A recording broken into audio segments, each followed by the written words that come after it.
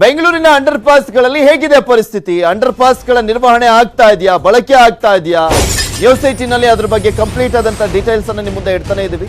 ಪಾದಚಾರಿ ಮಾರ್ಗಗಳ reality check ಅನ್ನ ಸಿಬಿಐ ಬಳಿ ಅಂಡರ್ ಪಾಸ್ ಇದ್ದರೂ ಕೂಡ ಬಳಸ್ತಾ ಇಲ್ಲ ಜನರು. ಒಂದ್ ಕಡೆ ಬಿಬಿಎಂಪಿ ಯಾವುದೇ ರೀತಿಯಾದಂತ ಸರಿಯಾಗಿ ನಿರ್ವಹಣೆ ಮಾಡದಂತ ಹಿನ್ನೆಲೆಯಲ್ಲಿ ಜನ ಅಲ್ಲಿ ಹೋಗಿ ಆ ಒಂದು ಅಂಡರ್ ಪಾಸ್ ನಲ್ಲಿ ಹೋಗ್ಲಿಕ್ಕೆ ಹಿಂದೆ ಮುಂದೆ ನೋಡುವಂತ ಸ್ಥಿತಿ ಇದೆ. ಇನ್ನೊಂದು ಕಡೆ ಕೆಲವೊಂದು ಕಡೆ ಮಾತ್ರ ಒಂದು ಸ್ವಲ್ಪ ಕ್ಲೀನ್ ಇದೆ, ಅಲ್ಲಿ ಜನನೇ ಯೂಸ್ ಮಾಡ್ತಿಲ್ಲ. ಸಿಬಿಐನಿಂದ ಆರ್ಟಿ ನಗರ ಗಂಗೇನಹಳ್ಳಿಗೆ ಸಂಪರ್ಕ ಕಲ್ಪಿಸುವಂತ ಮಾರ್ಗ ಅದು. ವಾಹನಗಳು ಓಡಾಡ್ಲಿಕ್ಕೆ ಇರುವಂತ ಮಾರ್ಗದಲ್ಲೇ ಜನರು ಓಡಾಟವನ್ನ ಮಾಡ್ತಾ ಇದ್ದಾರೆ. ಯಾಕೆಂದ್ರೆ ಭಯ ಒಂಥರ, ಈ ಅಂಡರ್ ಪಾಸ್ಗಳಲ್ಲಿ ಯಾವುದೇ ರೀತಿಯಾದಂಥ ಸುರಕ್ಷತಾ ಕ್ರಮಗಳಿಲ್ಲ. ಅಲ್ಲೊಬ್ಬರನ್ನ ನೇಮಿಸಬಹುದು ಬೇಕಿದ್ರೆ ಸುರಕ್ಷತೆಯ ದೃಷ್ಟಿಯಿಂದ, ಆದರೂ ಕೂಡ ಬಿಬಿಎಂಪಿ ನೇಮಿಸಿಲ್ಲ. CCTVಗಳನ್ನು ಹಾಕಬೇಕು, ಎಲ್ಲೋ ಒಂದೊಂದು ಕಡೆ ಮಾತ್ರ CCTVಯನ್ನು ಹಾಕಿದೆ. ಮಳೆ ಬಂದಂತ ಸಂದರ್ಭದಲ್ಲಿ ಗಬ್ಬು ನಾರುವಂತ ಪರಿಸ್ಥಿತಿ ಇರುತ್ತೆ. ಸೊ ಹೀಗಾಗಿ ಆ ಪಾದಚಾರಿ ಮಾರ್ಗಗಳನ್ನ ಬಳಸುವಂತದ್ದಕ್ಕೆ ಒಂದು ಸ್ವಲ್ಪ ಭಯ ಬೀಳ್ತಾ ಇದ್ದಾರೆ ಅಲ್ಲಿನ ಜನ.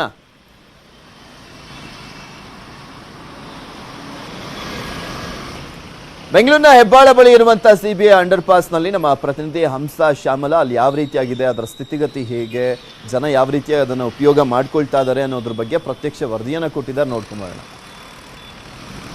ನಿನ್ನೆಯಷ್ಟೇ ಹೆಬ್ಬಾಳದಲ್ಲಿ ರಸ್ತೆ ದಾಟ್ತಿದ್ದಾಗ ಆಕ್ಸಿಡೆಂಟ್ ಆಗಿ ಬಾಲಕಿ ಮೃತಪಟ್ಟಿರುವಂತಹ ಘಟನೆ ನಡೆದಿದೆ. ಇದೇ ಮೊದಲಲ್ಲ, ಇದೇ ರೀತಿ ಹಲವು ಕಡೆಗಳಲ್ಲಿ ನಡೀತಿರುತ್ತೆ. ಆದ್ರೆ ಯಾವುದಕ್ಕೂ ಕೂಡ ಒಂದು ಗಮನವನ್ನ ಹರಿಸ್ತಿರೋದಿಲ್ಲ. ಸೊ ಸದ್ಯಕ್ಕೆ ನಾನೀಗ ಸಿಬಿಐ ಒಂದು ಪಾದಚಾರಿ ಮಾರ್ಗ ಏನಿದೆ ಅಲ್ಲಿದ್ದೀನಿ.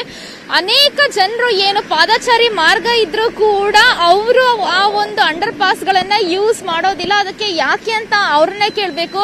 ಇಲ್ಲಿ ಕೂಡ ಅಷ್ಟೇ, ಇಲ್ಲಿ ಬಿಬಿಎಂಪಿ ಕಡೆಯಿಂದ ಒಂದು ಪಾದಚಾರಿ ಮಾರ್ಗವನ್ನ ಮಾಡಿದ್ದಾರೆ. ಅಂದ್ರೆ ಇದು ಸಿಬಿಐ ಇರುವಂತದ್ದು. ಇಲ್ಲಿಂದ ಏರ್ಪೋರ್ಟ್, ಯಲಹಂಕ ಸೇರಿದಂತೆ ಆ ಎಲ್ಲಾ ಕಡೆಗಳಿಗೂ ಕೂಡ ಹೋಗೋದಕ್ಕೆ ದಾರಿ ಕೂಡ ಇದೆ. ಸೊ ಹೀಗಾಗಿ ಆಬ್ವಿಯಸ್ಲಿ ಒಂದು ವೆಹಿಕಲ್ಗಳು ತುಂಬಾನೇ ಸ್ಪೀಡ್ ಆಗಿ ಬರ್ತಿರುತ್ತೆ. ಸೊ ಇಂತಹ ಸಂದರ್ಭದಲ್ಲಿ ಒಂದು ಜನರು ರಸ್ತೆನ ದಾಟೋದಕ್ಕೆ ಸಾಧ್ಯವಾಗೋದಿಲ್ಲ. ಸೊ ಹೀಗಾಗಿ ಅಂತಾನೆ ಇಲ್ಲಿ ಅಂಡರ್ ಪಾಸ್ ಅನ್ನ ಮಾಡಿದ್ದಾರೆ. ಆದ್ರೆ ಇಲ್ಲಿ ಯಾರೊಬ್ರು ಕೂಡ ಈ ಒಂದು ಅಂಡರ್ ಪಾಸ್ ಅನ್ನ ಯೂಸ್ ಮಾಡೋದಿಲ್ಲ. ನೋಡ್ತಿರಬಹುದು ನೀವು, ನಾನು ನಿಮ್ಗೆ ದೃಶ್ಯಗಳಲ್ಲಿ ತೋರಿಸ್ತಿದ್ದೀನಿ.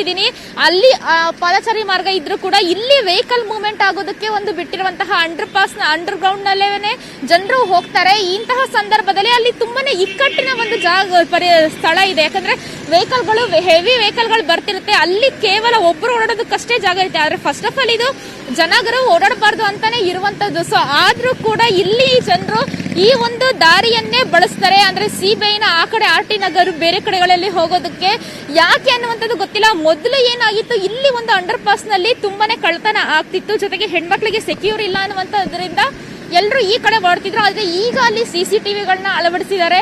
ಸೊ ಎಲ್ಲಾ ರೀತಿಯಾದಂತಹ ಒಂದು ಸೆಕ್ಯೂರಿಟಿಯನ್ನ ಕೊಟ್ಟಿದ್ದಾರೆ. ಡೋರ್ ಅಂದ್ರೆ ಲಾಕ್ ಮಾಡೋದಕ್ಕೆ ಗೇಟ್ ಓಪನ್ ಇದೆ, ಎಲ್ಲವೂ ಕೂಡ ಮಾಡ್ತಿದ್ದಾರೆ.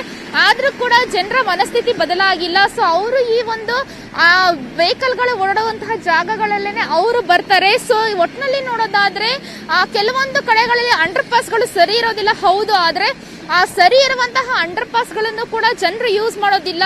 ಆ ಮೇನ್ ವೆಹಿಕಲ್ಸ್ ಗಳು ಎಲ್ಲಿ ಓಡಾಡ್ತಾರೋ ಅಲ್ಲೇನೆ ಒಂದು ರಸ್ತೆನ ದಾಟೋದಕ್ಕೆ ಬರ್ತಾರೆ. ಇದರಿಂದ ಅನೇಕ ಒಂದು ಪ್ರಾಬ್ಲಮ್ಗಳು ಕೂಡ ಉಂಟಾಗುತ್ತೆ. ಸೊ ಜನರು ಎಚ್ಚೆತ್ಕೊಳ್ಬೇಕು.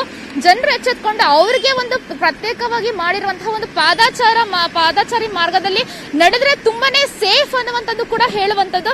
ಆದ್ರೆ ಅದು ಜನರ ಮನಸ್ಥಿತಿಗೆ ಅವ್ರಿಗೆ ಬರಬೇಕು. ನಾವು ಸೇಫ್ ಆಗಿ ಹೋಗ್ಬೇಕು, ಸ್ವಲ್ಪ ಹೊತ್ತು ಲೇಟ್ ಆದ್ರೂ ಪರವಾಗಿಲ್ಲ, ಇಲ್ಲ ಸ್ಟೆಪ್ಸ್ ಹತ್ತಿದ್ರು ಪರವಾಗಿಲ್ಲ, ಇಳಿದ್ರು ಪರವಾಗಿಲ್ಲ, ನಾವು ಸೆಕ್ಯೂರ್ ಆಗಿ ಒಂದು ರಸ್ತೆನ ದಾಟಬೇಕು ಅನ್ನುವಂಥದ್ದನ್ನ ಅವರು ಒಂದು ಮನಸ್ಸಿಗೆ ಬರಬೇಕಾಗಿರುತ್ತೆ. ಅಲ್ಲಿವರೆಗೂ ಕೂಡ ಈ ರೀತಿಯ ಒಂದು ಅಪಘಾತಗಳಿರಬಹುದು ಅಥವಾ ಬೇರೆ ಬೇರೆ ಸಮಸ್ಯೆಗಳಿರಬಹುದು, ಅವು ಕ್ಲಿಯರ್ ಆಗೋದಿಲ್ಲ.